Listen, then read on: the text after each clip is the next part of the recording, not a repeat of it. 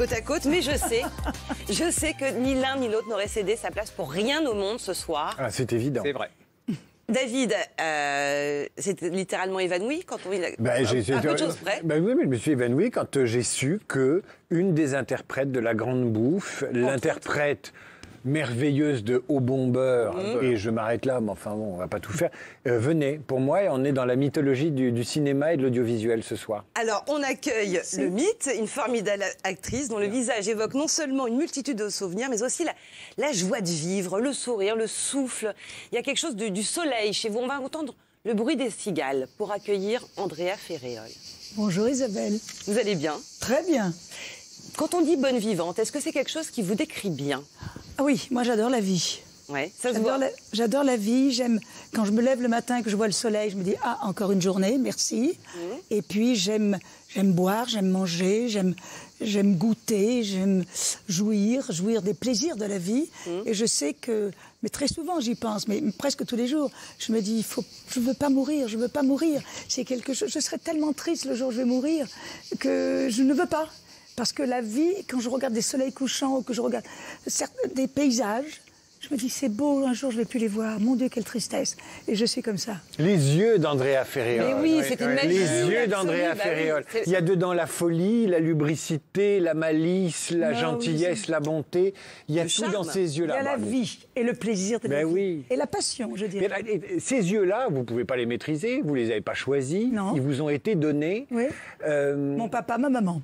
Oui, quand est-ce que vous avez compris que ces yeux-là vous permettraient de nous aider à accéder dans des dimensions de la comédie, de la passion Quand j'ai commencé à être comédienne, surtout un petit peu au moment de La Grande Bouffe. Avant, j'étais une jeune comédienne débutante, donc tu sais, tu débutes, Et puis, avec La Grande Bouffe, j'ai découvert un métier, j'ai découvert un univers, l'univers du cinéma, que j'appréhendais à peine au début.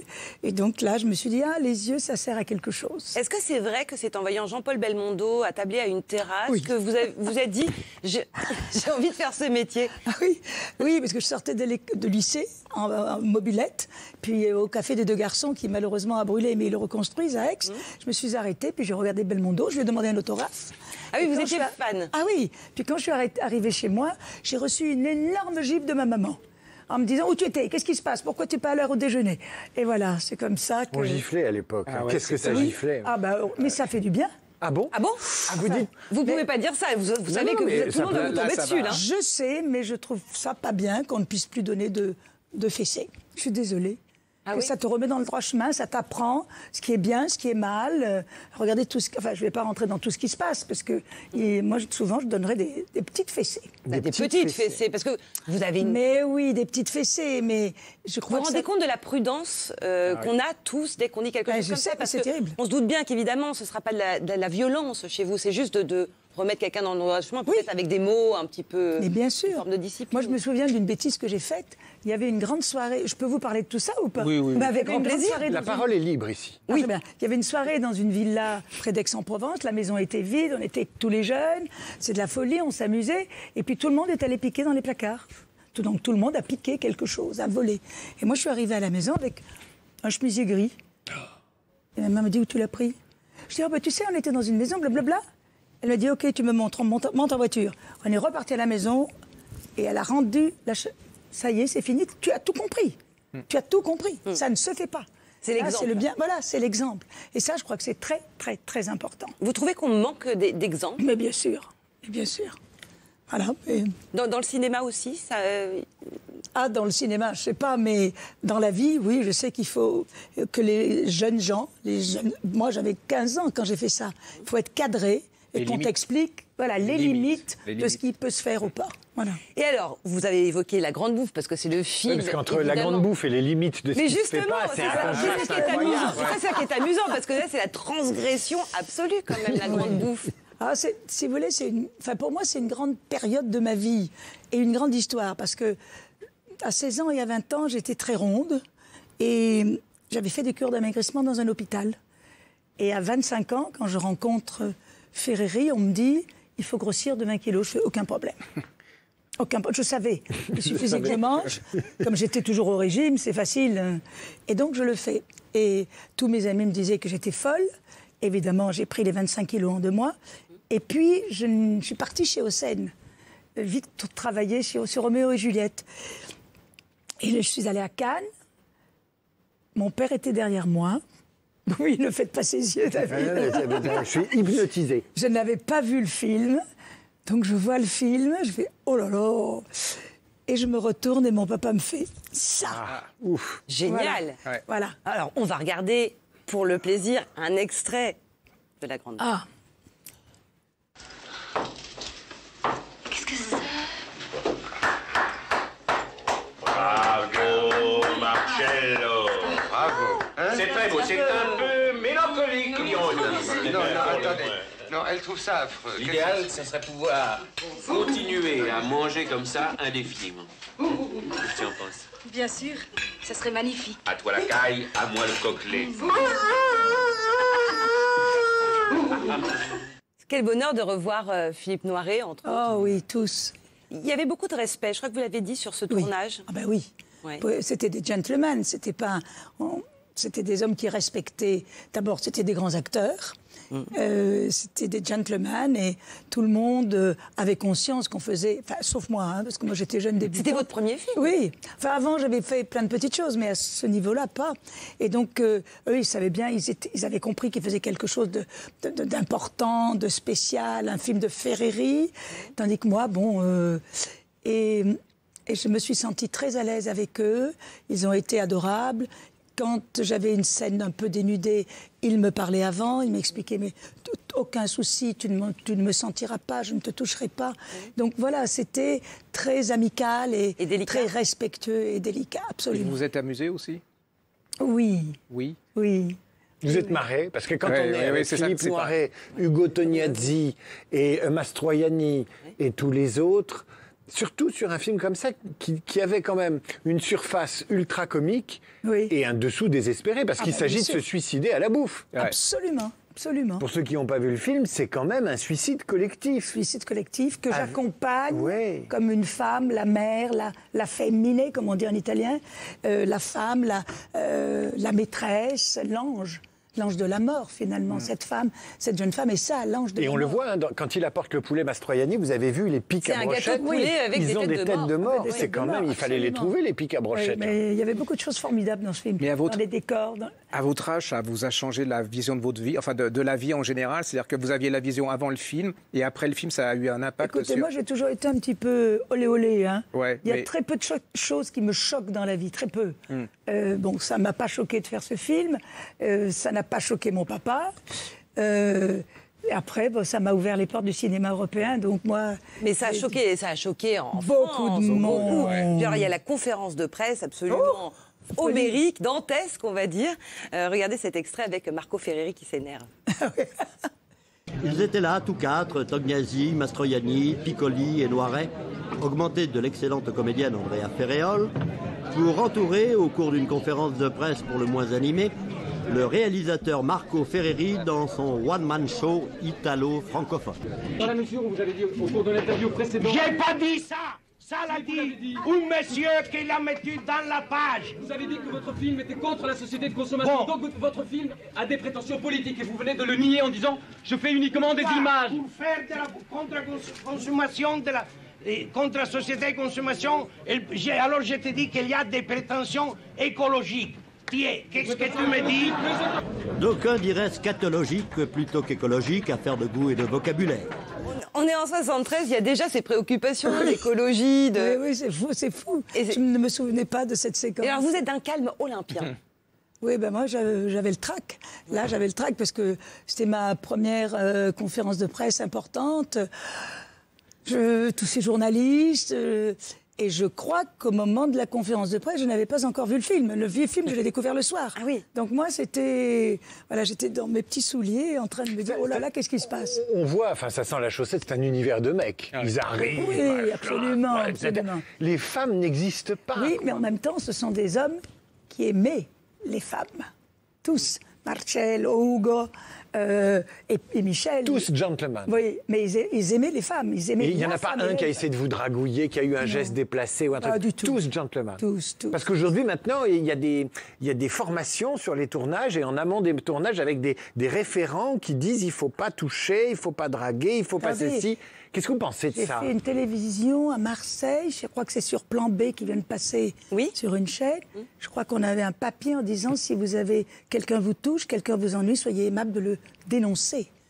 Je suis restée sans voix. Pétrifiée, ouais. Ah oui. Ça vous inspire quoi, vous qui avez connu une Moi, je époque trouve sans qu'un homme, limite? si un homme me plaît, si je plais à un homme, excusez-moi, j'ai envie qu'on me touche. Bon, c'est qu'on la me le question dise. du consentement. Mais oui, d'accord. Mais même si l'homme est bon, mais le problème, c'est que l'homme a peur de faire le premier pas moi je maintenant. suis. Non, mais l'homme se mode, débrouille d'une manière j'ai ou bien d'une envie autre, quand qu'on même. me fasse la cour. Bon. Ensuite. Non, mais c'est vrai, c'est possible, quoi. Mais je crois que Catherine Deneuve était d'accord avec moi là, sur ce plan-là. C'est vrai. Elle avait dit, hein? Oui. Ben oui, il faut que un homme puisse faire la cour. Bon, il faut aussi qu'il accepte le nom, éventuellement, qu'on lui oppose. Ah, ben bien sûr, mais ça. C'est pour ça que vous avez rappelé l'importance du respect qu'ont montré ces hommes lors du tournage, qui n'a pas été forcément le cas de tous les acteurs que vous avez rencontrés. Ah oui, il y en a un. Oui, Oui. c'est de qui vous voulez parler. Un certain Rogiane, vous l'aviez évoqué dans votre biographie il y a quelques années, dans un excellent film que vous adorez d'ailleurs, Gérard. C'est un culte au bon beurre. Oui. C'est une série. Pour moi, c'était une référence. C'est 2 épisodes. Ah ouais, d'une extraordinaire. heure et demie, je crois. Et c'est marrant parce que dans l'imaginaire collectif, c'est un feuilleton qui a duré. Oui, moi aussi, j'ai alors l'impression qu'en que fait- c'était des... Ah oui, non, c'était 2 soirées. Et c'est la bouffe encore, là. Oui. Mais Oui, c'est la bouffe enfin, encore. Seconde Guerre mondiale, c'est pas tout à fait le même. C'est pas- Enfin, ils tiennent une épicerie. Oui, c'est vrai. Et moi, quand je regardais ce truc-là, et je voyais Andrea Ferriol emballer le beurre dans du papier, et ça me donnait envie de manger et de manger encore. En tout cas, après la grande bouffe, vous n'avez jamais cessé de travailler. Je crois qu'il n'y a pas une année blanche sur votre CV. Non, blanche, jamais. Blanche, jamais. Mais parce que ce film m'a porté bonheur. Et puis, parce qu'il y a aussi les pays européens dans lesquels j'ai travaillé. Quasiment tous les pays européens m'ont demandé de travailler avec leurs grands metteurs en scène. Et j'y suis allée parce que ça m'a... je trouvais ça formidable, quoi. Vous avez été obligé d'apprendre l'anglais en 3 mois, je crois. J'ai appris l'anglais en 3 mois. J'ai fait des cours d'espagnol accélérés. Je ne parlais pas un mot, mais je tournais en espagnol. Et bien sûr, j'ai appris l'italien parce que j'ai eu la chance de tourner avec les très grands metteurs en scène italiens. Et Scola, très longtemps. notamment, Ettore Scola. Scola, Monicelli, Comencini, Rosi, Non, donc là, David, Non, moi, on je reste quoi, suis mais- absolument fan de cette époque. Pour Ah, moi, moi aussi. je rentre dans les films comme Le Fanfaron, Vittorio Gassman, toutes les actrices, Stefania Sandrelli, Stéphane. je lis en ce moment une biographie d'une autre, enfin bon, peu importe. Mais il y a une mythologie du cinéma italien que vous, avec Trintignant, qui est allé aussi là-bas, tourner avec les Italiens. 60, 90. Après, C'est la belle vie, quoi. C'était un cinéma formidable. Comment on dit, la Bella Vita? La Bella Vita, La et Bella nous Vita. sommes tant La Dolce aimés, Vita. tout ça, quoi. Ouais. Nous nous sommes tentés, mais quel film. Il y a Amici miei aussi. Enfin bon, Je trouve que c'est une Gérard. époque où les gens aimaient la vie, ça se ressentait. Oui. C'est-à-dire, ils donnaient, et comme vous donniez beaucoup, les gens vous ont aussi beaucoup donné, mais je trouve que c'est une Absolument. époque qui Je vous était trouve quand même brillante. très nostalgique et j'ai l'impression que vous n'êtes pas... enfin, vous êtes peut-être un peu nostalgique, mais que vous êtes bien aussi dans cette époque. j'essaye. Alors j'ai un problème dans cette époque, ça s'appelle Internet. Ah, J'ai un gros problème.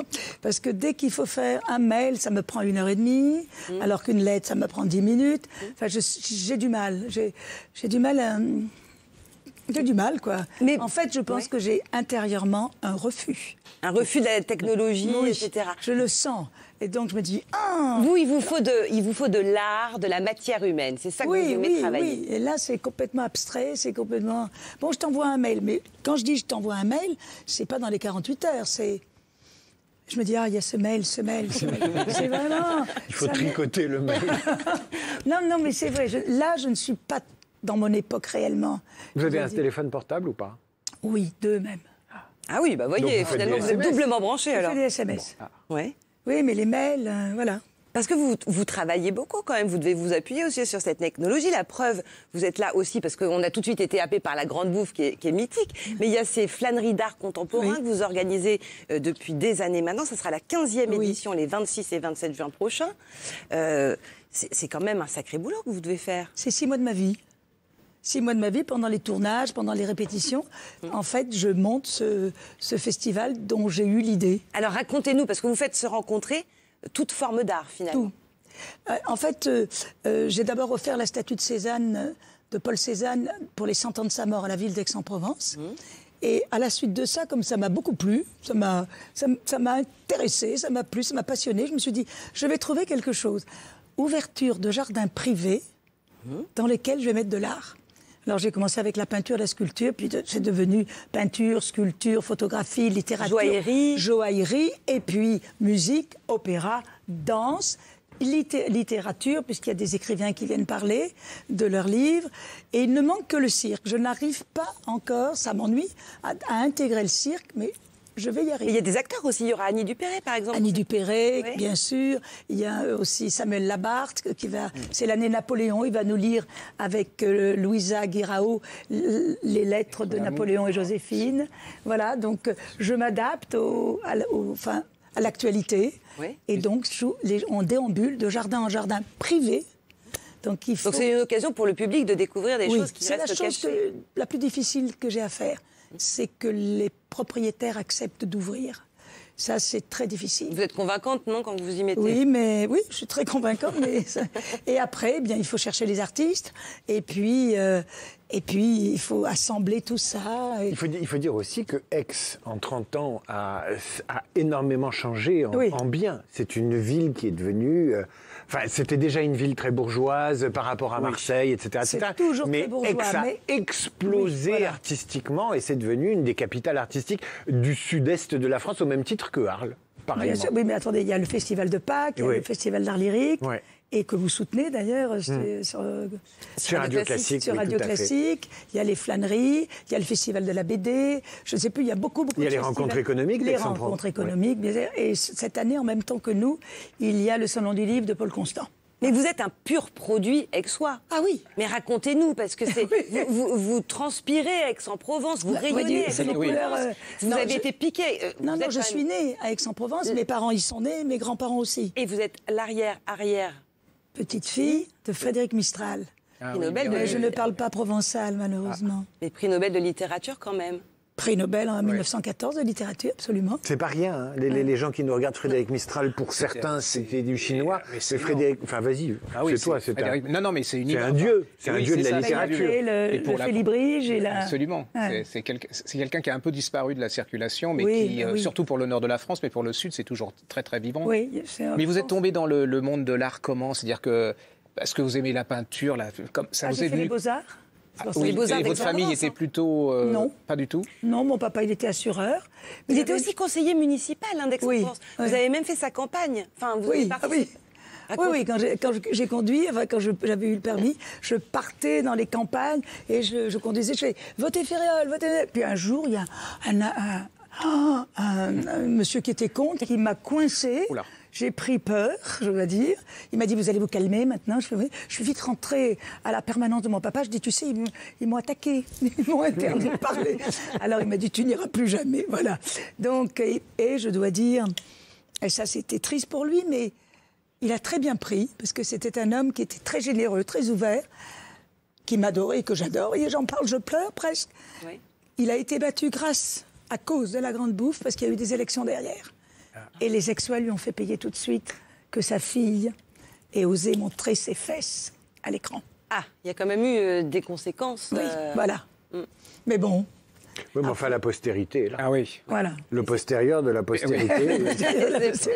Alors, puis personne ne se souvient du battu. Hein. Non, accessoirement, oui. Personne ne se souvient du battu et tout le monde se souvient de sa fille, du gagnant.